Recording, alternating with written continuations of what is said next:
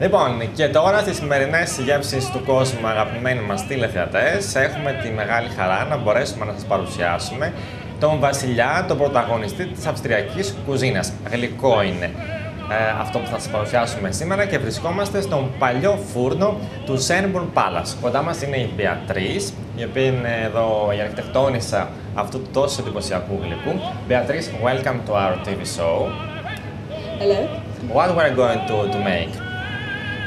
Today I make the apple strudel, the old traditional Viennese apple strudel. Για την πεντανόστιμη βιενέζικη μιλόπιτα θα χρειαστείτε για τη ζύμη 250 γραμμάρια αλεύρι για όλες τις χρήσεις, ένα αυγό, λίγο ηλιέλαιο και λίγο νερό, κατά προτίμηση αποσταγμένο, και μία πρέζα αλάτι. Αφού ενώσετε και ζυμώσετε όλα τα υλικά, αφήνετε τη ζύμη να ξεκουραστεί μέσα στο ηλιέλαιο για μισή ώρα. Μέχρι να είναι καθόλου έτοιμη η ζύμη, θα φτιάξετε την πεντανόστιμη γέμιση. Με 1 κιλό μήλα κομμένα σε φέτες, 200 γραμμάρια λιωμένο βούτυρο, 500 γραμμάρια ζάχαρη αναμειγμένη με κανέλα, χυμό ενός λεμονιού, σταφίδες κατά βούληση, λίγο ρούμι και μπόλικη τριμμένη φρικανιά. Και αυτό εδώ το αποτέλεσμα που έχουμε ήδη έτοιμο εμείς, το οποίο είναι η γέμιση που μυρίζει και υπέροχα, αλλά και η είναι η γέμιση που θα χρησιμοποιήσουμε για το Apfelstrudel.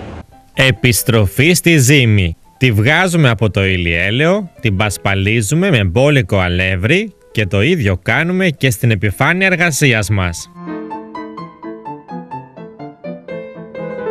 So, then you put it in the middle. Βάζουμε λοιπόν στην And then you press down the ends of the dough and leave a little hill in the middle.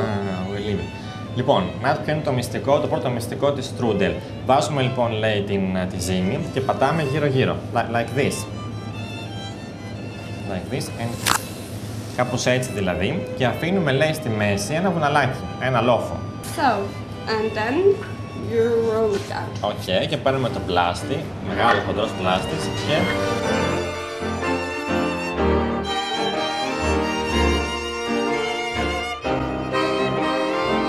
Επόμενο στάδιο. Αλευρώνουμε τα χέρια μας πολύ καλά και από την πάνω πλευρά. Φοράτε ρολόι? Βγάλτε το αμέσως.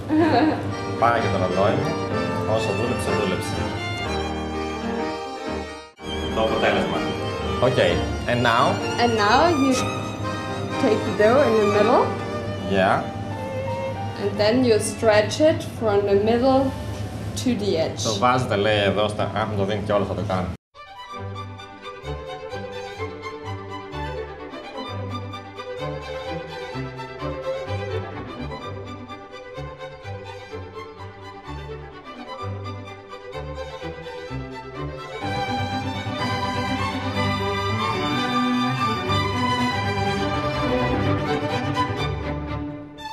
Έχει μια If you have a hole, What you can will do? easily patch it. Οκ, αν, λέει, σας συμβεί να ανοίξει μια τρύπα όπως συνέβη σε μένα, μπορείτε να το πατήσετε σιγά σιγά και δεν θα σας πάρει κανένα στη είδηση. So you put it over the table. Το μυστικό της Apfelstrudel, θα πρέπει να σας πω, είναι ότι πρέπει να είναι πάρα πολύ λεπτή η ζύμη. Τόσο πολύ, ώστε, yes, tell me now.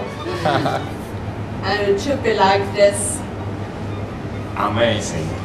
Λοιπόν, μας λέει ότι, όπως είδατε και προηγουμένως, ότι το μυστικό και η επιτυχία είναι αν μπορέσετε να το διαβάσετε, αν μπορείτε να διαβάσετε μια εφημερίδα μέσα από τη ζύμη. Και τώρα λοιπόν αλλάζουμε και θέση και θα βάλουμε τη γέμιση μέσα εδώ. Θα τη βάλει στη γωνία εδώ, νομίζω. Okay. How you make it? So I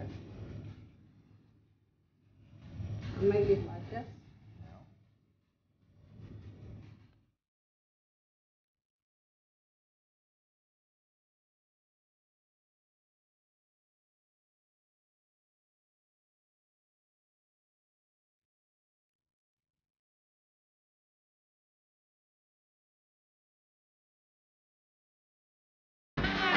Στο τελευταίο στάδιο αλείφουμε με βούτυρο όλες τις πλευρές του στρούντελ και ψήνουμε στο φούρνο στους 210 βαθμούς για 40 λεπτά. Oh, thank you, Beatrice.